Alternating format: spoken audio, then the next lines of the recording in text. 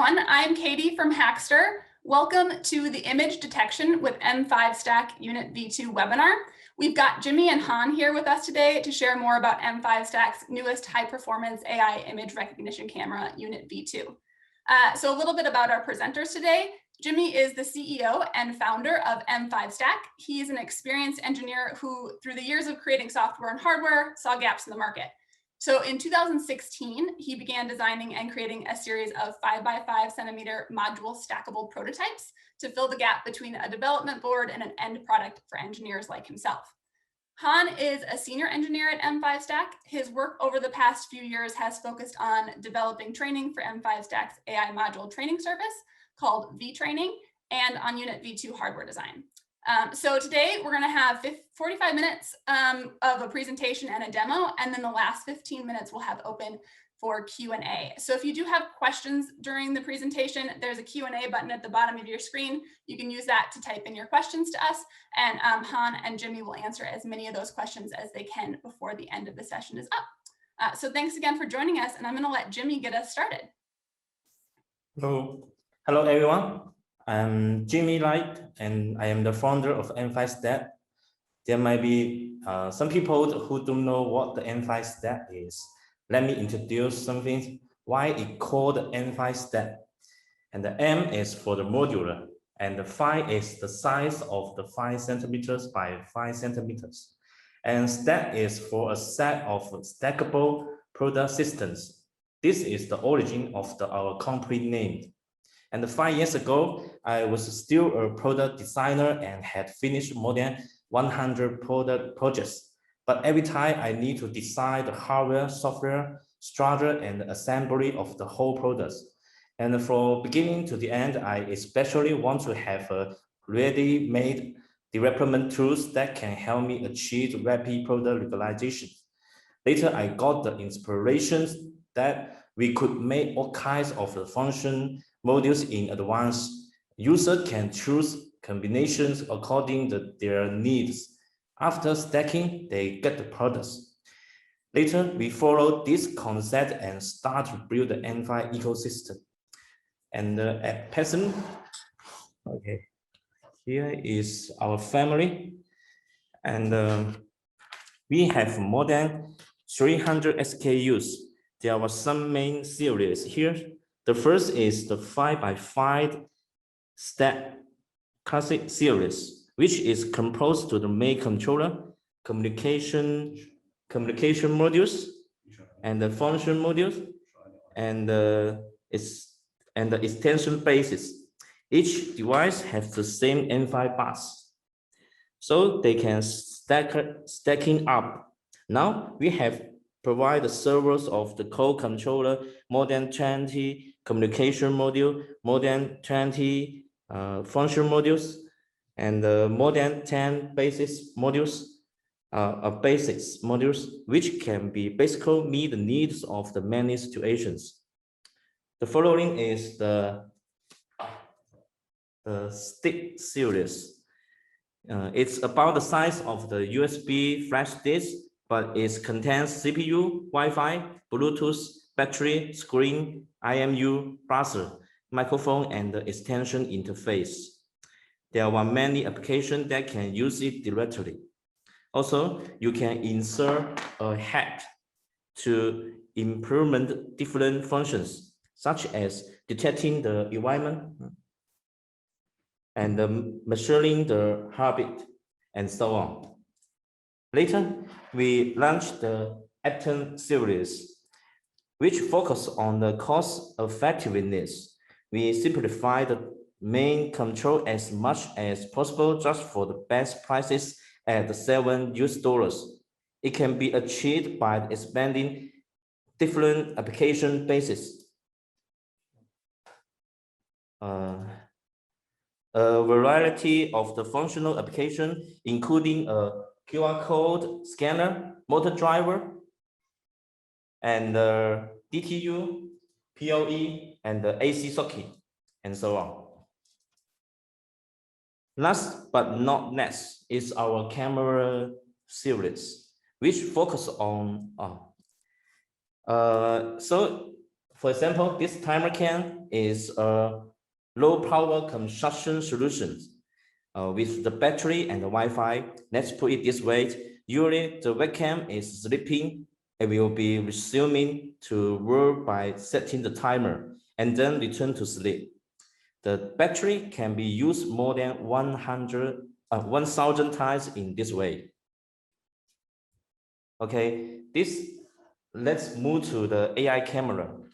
Before this one, UnitV2, and we have the stick V and the unit V, and they both are the K210 solution. So we can use it for some AI operation locally, such as the face and the object recognition, and so on. And this UnitV2 is the main role of today. It has more feature and better performance than the first generations. Our engineer Han will introduce it later. There is also a series of the low power consumption in screens. They are conserve power and for the schedule time to wake up. Okay, this is the unit series, and including some sensor communication modules and the data transfer and some actuator, for example, the relay. Okay, that is pretty much for our product catalog. We are targeting to helping everyone regularize the products as much as possible. You can subscribe to our social media and feel free to contrast us. Okay, this is the M5 story. Okay, it's in the next. So after like a short introduction from Jimmy about like the history of M5Stack, so let's focus more about like today's stuff, the M5 UnitV2. So V stands for vision. So this is the second generation of M5Stack's vision series of AI camera modules. So you're kind of be worrying about, you can be like thinking about like what happens to the first generation.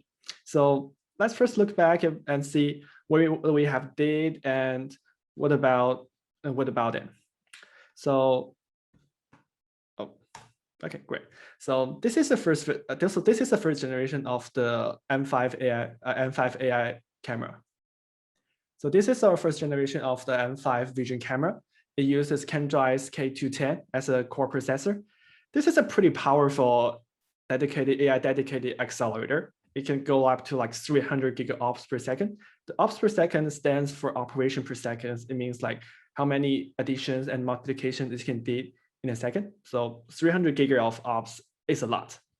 And it's pretty high power, and its power efficiency is pretty high. It takes about like 1 to 2 watts even, and it doesn't even need a cooling.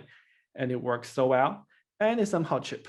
It's $4. I mean, it's relatively expensive, but we're comparing to like the same product, like one from NVIDIA, some Intel or NVIDIA, it's much cheaper. And the con of it is also pretty annoying. So it have like pretty poor quantization scheme. Quantization scheme is something that nowadays those dedicated AI accelerators are not good at it. So it works like this. Normally, when you get like a computer vision model, like, I mean, those AI models, they're in a float form. Like you need to do like float operations, like 1.2 times 2.3 equals what. But doing float calculations is pretty hard. I mean, when you consider like doing 2 times 3 and 1.2 times like 9.9, the first one is much easier. So they think, okay, maybe we don't need that much accuracy, and we can just let them use the integers to the computation.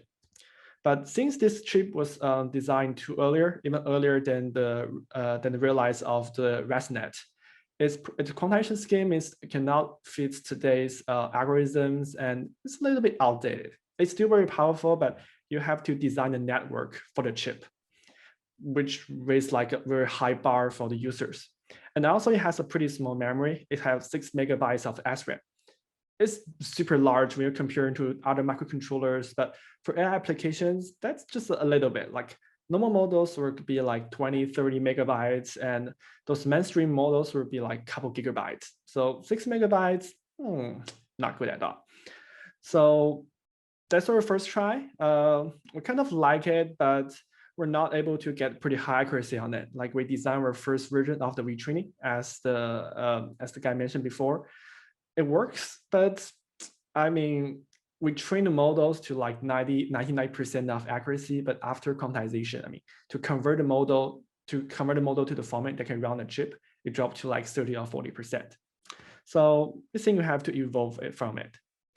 And this is also one of our try. So this is M5Stack timer cam that Jimmy just invited before. It uses the ESP32 from Espressif. It's super cheap and it's super low power. I mean, you can sleep at like 2 or 3 microamps and wake up in like 1 or 2 seconds.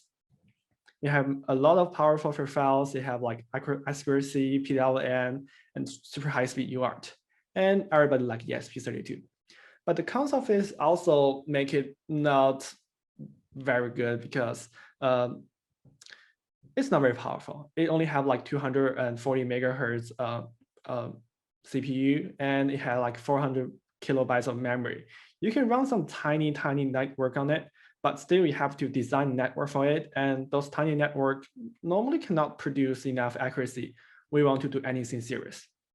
So what we expected from like a good AI camera, we want it to be cheap, we want it to be super powerful, we want it to be low power for files and easy to use. But for the time being, it's pretty hard. So instead of focusing on like super high power, super high computation, but it requires users to be like really knowledge, even being like the domain expert, we're trying to make we're trying to make things that is work. Not too expensive, but for users, they're really easy to use. So this is our goal for our product. And this is what we end up with. We end up with something that can run Linux. It's easy to access. You can just use your computer's USB port or through Wi-Fi. And all those profiles are in Linux standard drivers. The camera is in Linux, is in like UVC standard. And the button is just like a file IO and etc. So everything's really easy to access. You can just copy paste the code from like GitHub or Stack Overflow, and it should run. And it's pretty safe. We do a lot of things to make sure that the device is safe, even to children. I mean, if they don't swallow it. And and maybe you can put some like pre-built program on it. We're going to show it later. And most of the hardware and software will be open source. So let's see a short video about the product. Oh.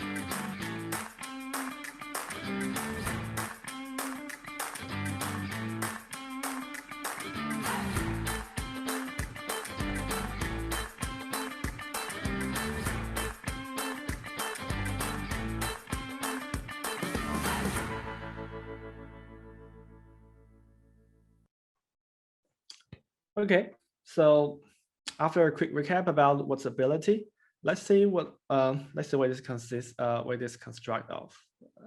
Okay, so our main IC is from SIGMaster Star SSD202D. So this is an IC that's meant not for AI application, but we think it's pretty, it pretty fit our use. It has dual core Cortex A7 running at 1.2 gigahertz. We actually boosted to 1.3 gigahertz with Neon accelerator. So the Neon is what we are chasing for. So this is a highly parallel SIMD instruction extension that allows those UI AI applications to run like much faster than those CPUs who don't have Neon.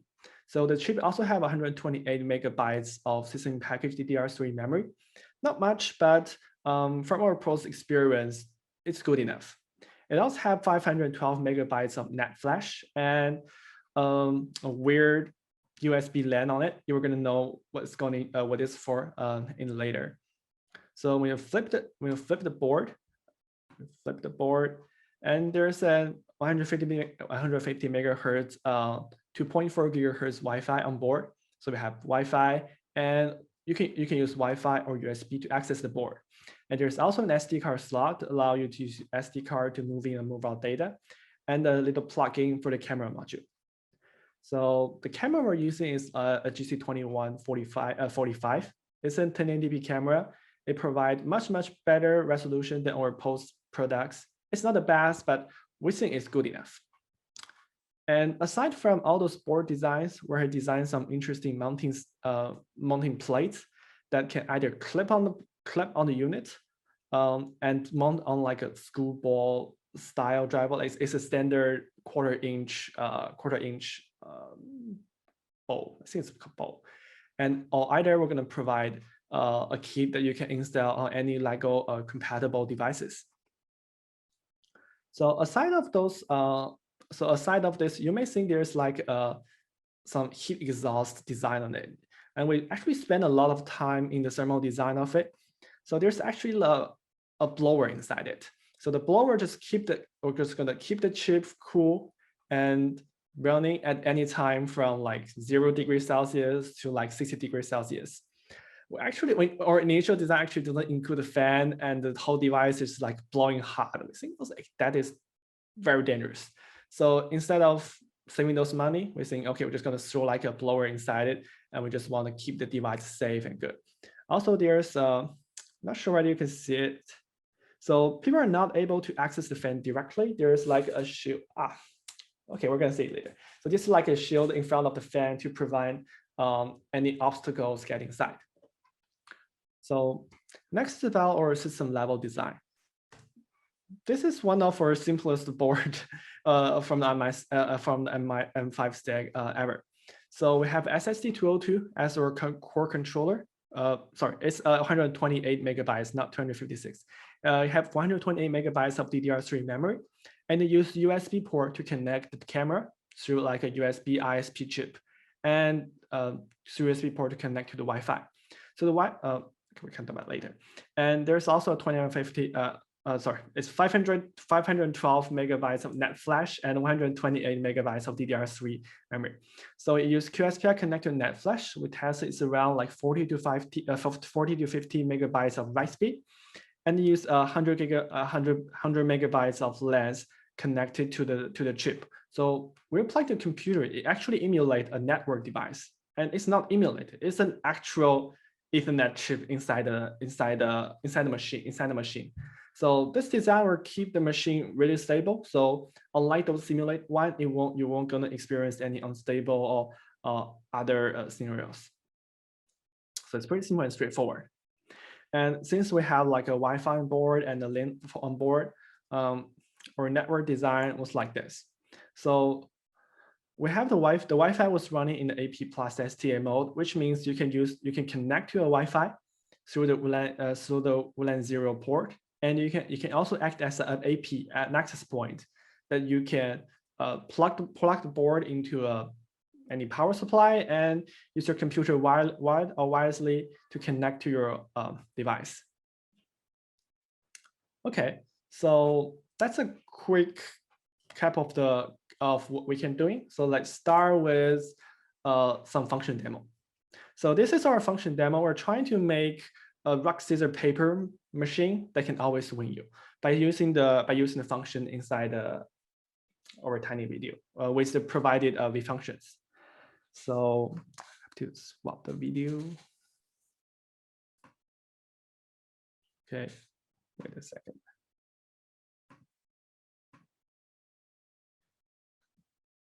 To turn off the mirroring. Okay, great. So this is our V2 camera. You can see you have like a glass covered screen, glass covered camera, and a Type-C USB port for connecting to the computer for debugging, and a Groove port that is cross-compatible with all M5Stack products. So let's start by connecting this device to the computer. Get a USB cable. Plug it. The plug-in, there's a white LED over here. It might be hard to see on the camera. Yes, it's a white LED on here and a red LED. When both LED go off, it means it's boot up and it's ready to run. The boot up speed is around 10 seconds, but loading all those large models actually takes time. So it takes about like 15 to 20 seconds when trying to enter the actual program. Okay, so let's. Hi, can you see my screen now? Yes. Okay, yeah, it works. Okay, great. So this is all the functions we provided with our board, and it does not require any like license or anything. It just open the box, you can use it, and the code will be open source lately. And we're just continue. We're gonna fill up more applications into our we call it V function. So let's just briefly go through. Let me pick up the demo plate.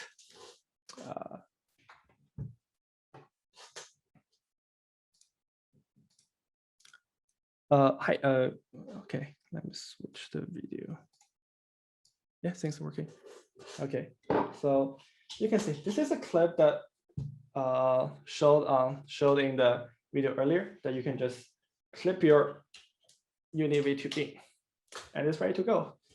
So just clip it in and remote it back, and you can see the plate over here. Okay, now I see. So the first function is pretty boring. It's streaming, it's camera streaming.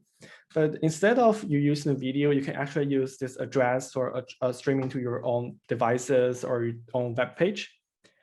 And we have code detection that detect the code, detect the quad code, and that detect the quad codes or the kind of binary code or through AI. Just wait a minute. Okay, got it. So you can detect code and decode it if you can decode it. And then we have the object recognition, the color tracking, the line tracker, and etc. If you're curious about what those functions are, you can just watch our video. We played it earlier, but you can watch it later online. So let's just jump into our topic: how to make a rock, scissors, paper machine. So we're going to use this function called online classifier. So the online classifier is a tool that's going to train a network fully online, but not exactly train. We're going to explain how it works later. So let's restart it, and you can type in like what class you want. So first we want a class called background. Thus we can know whether do we put like a hand in here. We train. Okay, I have to check this one.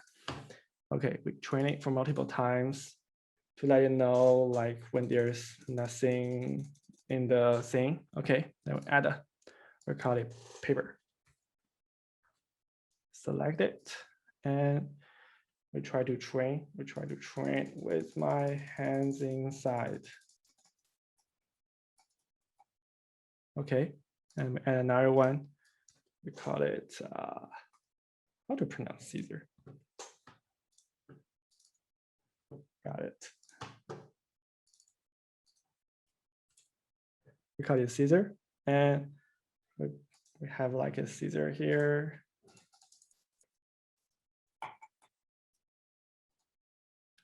And then we have like the final one, it's called rock. We select it and we train our rock multiple times. And now we're ready to go. We can just save and run. So now it's the background. Here's the paper. Okay, here's the paper. I should put it higher. Yeah, maybe I need to. This is only detect the thing in the box. It's sometimes not very well if it not high enough. Yeah, I think it's working. Okay, let's just stick with it. Okay, the scissor, and maybe I want to train the paper more.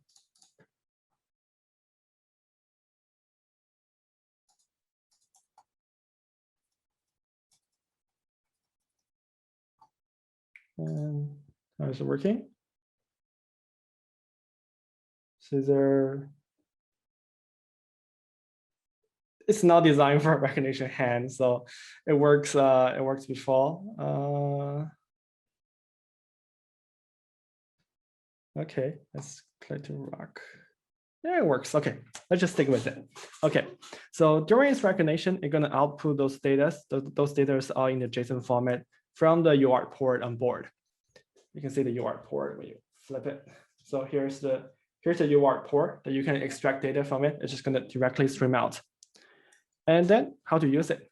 So we're gonna use our another product, we call it core. So it's just a stand.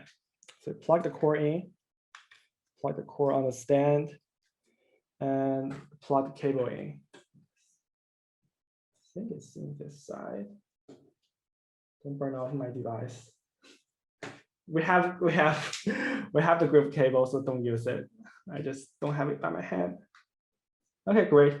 Blinks, lights up. Flip it back, and I don't have a program inside, but we can just rewrite it. Press the button, and we can enter the UI flow menu. Switch mode. We switch to the internet mode. Reboot to let it work. Okay, it's just going to connect to the internet, and now I can use the flow here. And yeah, it's connected. Yep, it's working now. So now this terminal is already connected to our device, and what we need to do is we just need to receive the data and see how it works. So we're gonna try the blockly in our second demo, but let's start with Python first. And for the time, I'm just gonna copy and paste out the code, and I'm trying to explain it. Okay, so we first need to import some basic libraries. So this is the basic MicroPython stuff. And we have like 4 images already built in, which are called background.jpg, rock.jpg, scissor.jpg, and paper.jpg, which you can see from here. I can already upload those because uploading is kind of slow. Okay. And then we start a UART communication with UART communication on the port. And we type in the how to win guide of it. So if we have scissor, if we recognize scissor, we wanna hand out the rock. And if we have the rock, we want to hand out the paper, and vice versa. If we see background, okay, that's the background. And then we receive the data from the UART, which is, since it's just JSON, we just load the JSON, and seems like we don't need to display it actually. And if it's match, if there's a best match in the request, which means it's sent out like in this round, there's a best match here. We just need to read this number. And if there's if the request, the best match actually in the how to win guide, we just put the image on. So let's place the round. So when I place the round, the file just going to be pushed to the file pushed remotely to the device, and I think we're ready to go. Let me have a try.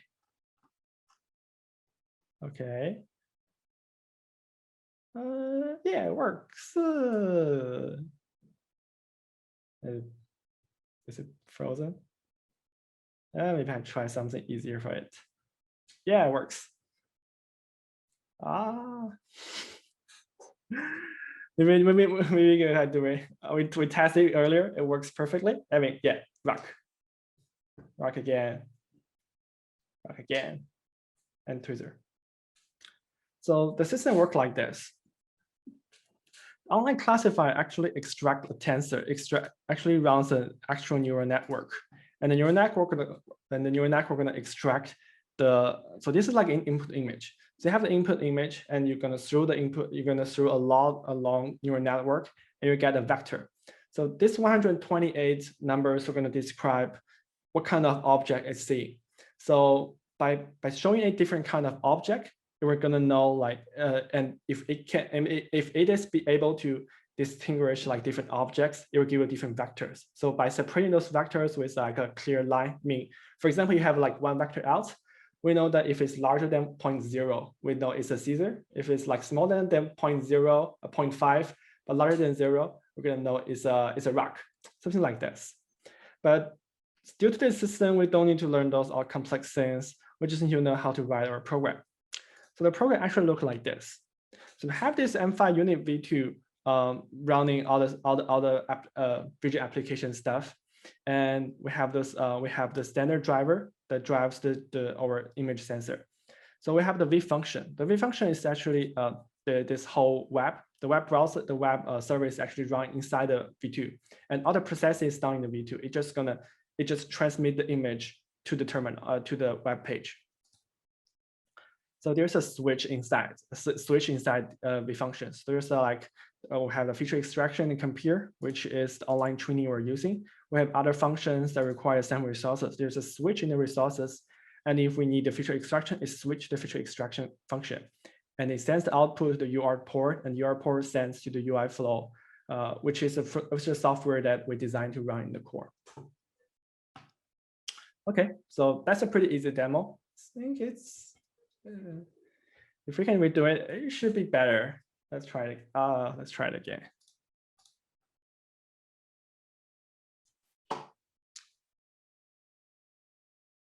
See there? I think the formula is wrong. Yeah, it works pretty good. Okay, so let's continue. So aside from those all those pre-built functions, we also have we also have something that called Jupyter Notebook. So this is a function that we use to write Python codes. We use to write Python code interactively. We can label it by we can just switch from those static pre-built functions and switch to the notebook that we can just write any code we want just in one click. We just click the switch to notebook mode, press yes. And it's okay, refresh this page later. We'll wait a few seconds and yeah, it works. So this is the Jupyter. So Jupyter Notebook is an interactive Python interface. It allows you to write the Python codes in a more beautiful way than the REPL. So we can start this notebook. This notebook is previewed in all the M5Stack UnitV2 devices. So welcome. So unlike the previous devices like ESP32, the UnitV2 is running a full power Python 3.8. And you can use all those fancy features that you learn from the GitHub or GitHub or other place. And it supports all the new features of the Python 3.8. And aside from the full support of Python, all those I/O controls, including the LEDs and the UART, are supported by some really easy library. So for control the LED, you just need to write to the file, and you just tell to the system that I want to use this I/O and set a direction, and we can just output a value to it. So first, let's try to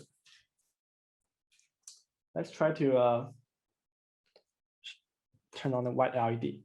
LED is on, and then okay, it's focus. Focus. Okay, and then we can just use a simple code to shine this LED. It's much easier when you're comparing using the Arduino that you have to struggle with all those C++ commands. And also the same with the UART communication, but since we don't have the device, so we're just gonna have a C. So you basically just import the serial libraries and you initiate a serial device with this device and the baud rate, and just gonna write and read. Super easy and super fun. And then the next section is the camera, where we're having the full mostly full OpenCV inside. So you can just import a CV2. No, I don't want to take my picture. Let's take a picture of the camera. Okay, and it just take a camera. Oh, why? Yeah, it works this time. And if it shows successful, it means you have to get a frame, and we can just import matplotlib. Just the same as what you're doing on the PC. And we can just show the image. Yeah, got an image. But you see the color is a little bit weird because normally when you get the image from the OpenCV, it's in the BGR format. So we can use a color version, color space converter to convert into RGB and show it again. Yeah, it looks pretty good. And we also can convert it to black and gray if you want. So basically have all the functions of the computer of the OpenCV2. You can use any OpenCV script you want. You want to do like shape matching. You can just use OpenCV to finish all the product. You can just use OpenCV to work on all the stuffs you learn from the internet. So this is basically like a SPC, but we just throw a lot of things inside to ease the development. So let's try something. Different. So we can just shut down this one. Shut down. Okay. So since this works as SBC single board computer, we can do a lot more things than just as a sensor. You can actually add like a host. So let's try a small MQTT Broker sample program. So first we want to start a broker. It's super easy. You just run the broker with Popen and just throw in. And then we can use the Paho MQTT, which is just the Mosquito client, and we subscribe a message and connect and try to connect it. It shows 0. Yeah, so we successfully connect to the MQTT with just like less than 10 lines of code. Then just as I mentioned before, you can just access GPIO. You can just access the GPIO just using the open. There's no actual API required. You can read and write. So this GPIO actually links to the button. So if you read it, so you're going to read the status of the button. So if I didn't press it, it says 1. And if I press the button, it becomes to 0. So let's write a simple message program that when I press the button, it sends a message to another device. So let's use this M5Stack device as an example. So first, let's finish the program. So let's see. Okay, there's another one. So this is a press 1. When you read 0 from the button, it means you already pressed it. So let's send a message called button pressed. And if there's 1, that means and after you press the button, if it becomes 1, that means you release the button. And when you release the button, let's send a message called released. So let's first test it with our MQTT box, which is an application for debugging MQTT communication. Where is it going? Yeah, I see it over here. We drag it here. So this is MQTT Broker. Yeah, we connect to our device and we can subscribe to everything. So this means subscribe to every topic. Subscribe it, we press the button, release, just work. So how can we communicate this device to our tiny M5Stack C? First, we're going to power it on and enter the UI flow as before.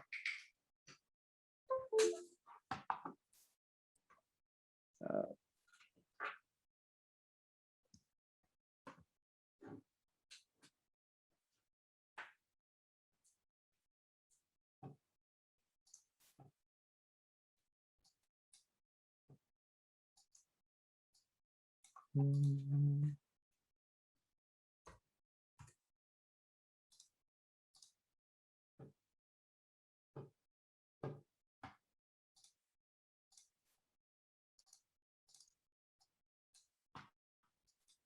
works. We just select the COM port.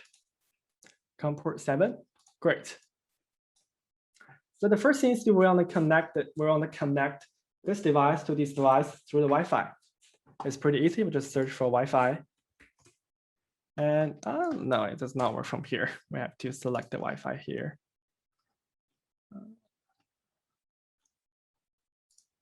Okay.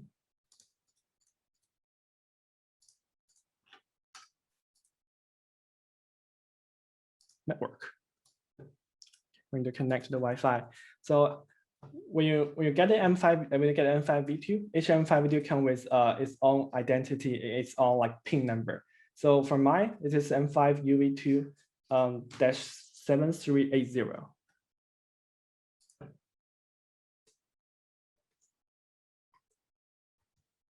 And the default password is 1, 2, 3, 4, 5, 6, 7, 8.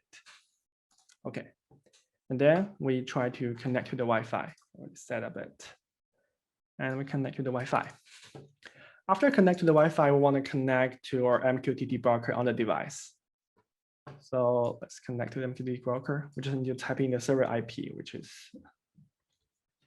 You can also use the UnitV2.py but sometimes there's compatibility issue. If it does not work, you just type in the server IP and just left everything. Okay, and let's start MQTT. So we also wanted to subscribe it because we want to receive message, don't we? So let's subscribe the button topic. And let's check the label here and rotate it 90 degrees. Where's it rotate? Right is okay. Rotate 90 degrees. And we can set the label with the MQTT received. Okay, it's good to go. So when we execute the code, we can just press the button. It says press. I'm not sure you can see on the screen. Just press, release, press, release. Just this easy. So if we want to have some beeping sounds to notify us, we're just getting the beeping module. And we add a head here. We want to use the speaker module. Okay. And we select the speaker. We want to beep it. Quarter with, I like the middle C. Wrong? Okay, does not like it. Oh, yeah, I'm still there. Unplug it. Okay. Okay, works. So this time when I press the button, we're going to beep one time. We're going to beep once. Can you hear? Maybe it's a little bit too short. Okay, so you want to communicate from the device to the M5 UnitV2. How are we going to do it? So the easiest thing is that we just double press the button and we create a new event called was pressed. Just press again, we create another one and set another one to was released. And inside MQTT, we just need to publish the topic. We call it LED control message open. And another one, we call it, open and close.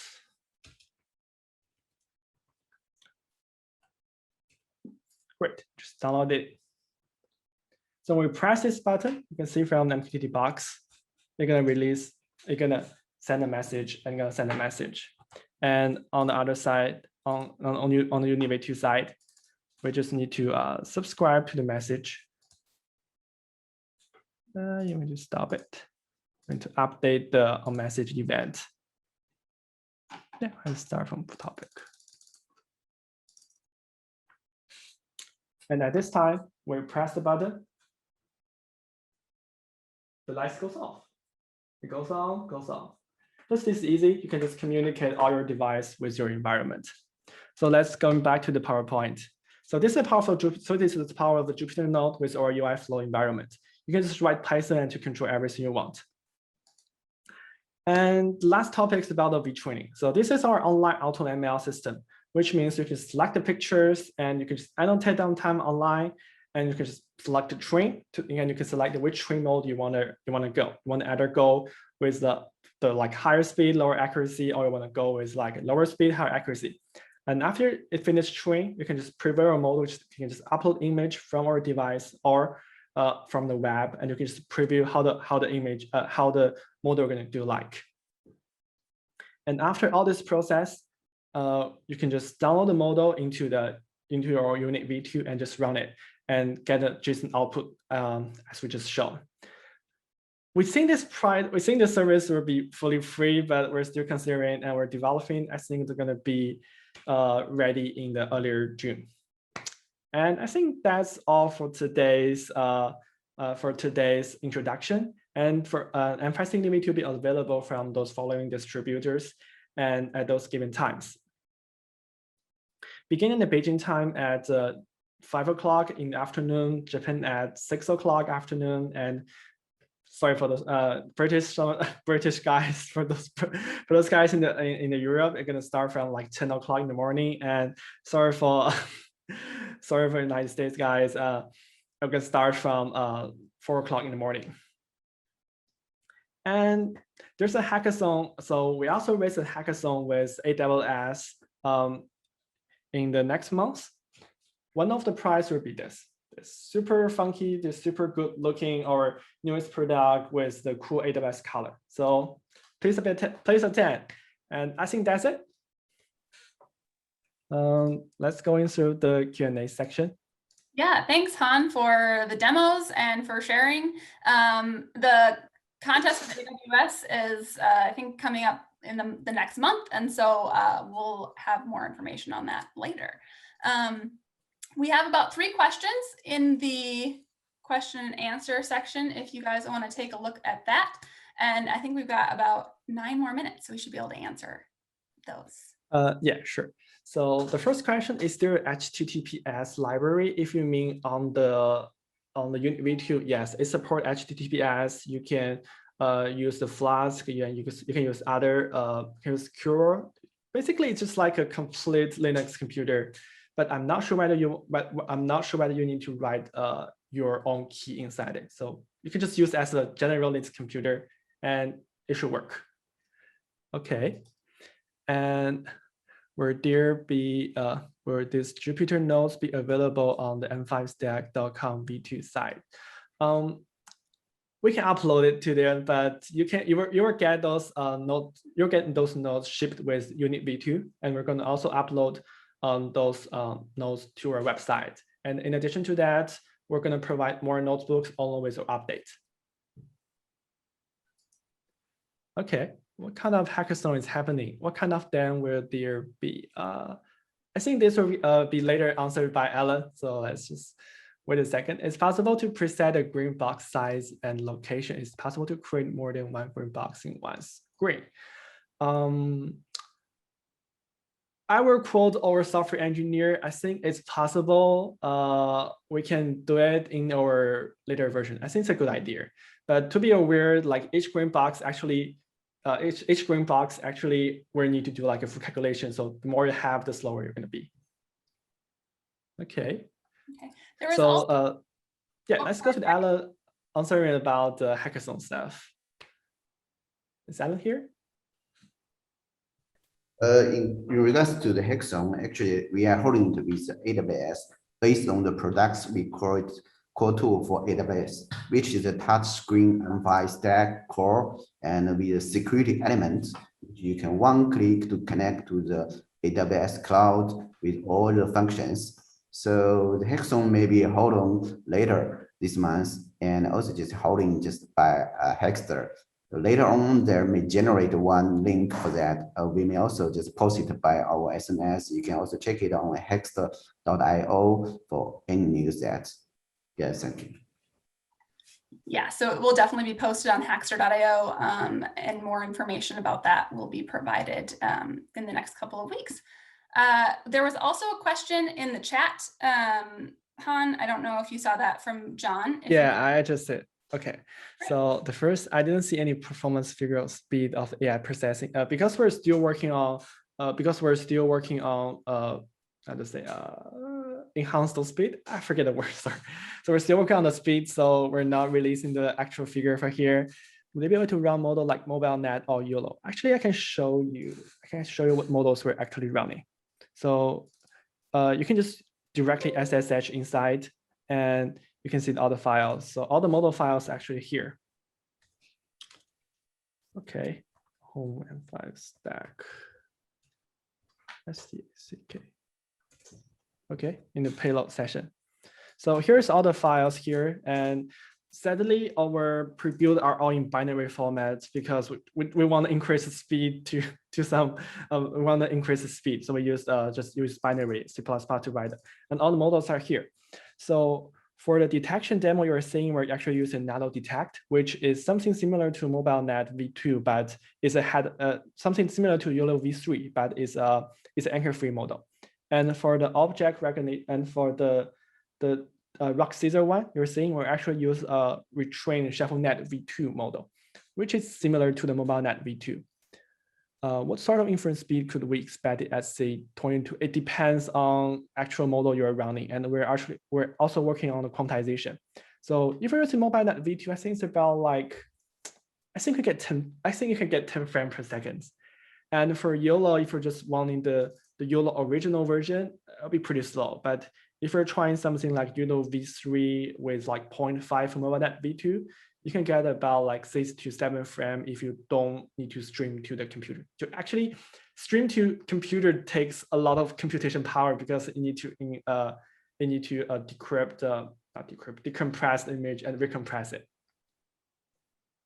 What image size being processed there? I think it's 120 by 120 with ShuffleNet v2.0. Yeah. Can we run TensorFlow Lite directly on the UnitV2? I think you can, but TensorFlow Lite are not optimized for such devices. So they're more optimized for like a higher end one. So you can run it, but the performance may not be as good as expected. So the inference engine we're using is called the NCN, which I can show you here. It's called this. So this is a Chinese inference framework dedicated for those resources constrained devices. And it do a lot of optimizations for the CPU we're using, the CPU architecture we're using. I think that's it. One we have more questions above. One more question, I think, in the Q&A.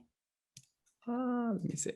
Do you have the sample node for V2 similar to demo in this event? Not fully understand the question. If you're asking like we're going to provide the demo we're doing today later, I think yes, but it's not a very good demo. So we're going to make it run much better, and we'll release as a sample program for users. Yes. Great. Awesome. Great. All right, well, I think we are out of questions, and that's perfect because we're coming up at the end of our hour. So I just want to say thank you, Han and Jimmy, for your presentation today. Thank you, everyone, for joining us. We will be sending out the recording of this early next week in an email, so you'll have that available as well. So, oh, wait, one more question. How does the product differ from other similar in the market?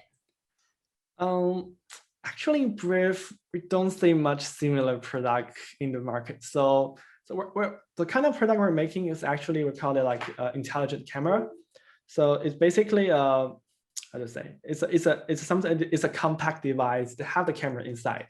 So there's other company that make it like the Basler or the HK Vision, but they use it for like really intense, like for engineering, industrial using. So they have like really high power CPU, really high power camera, and really high price.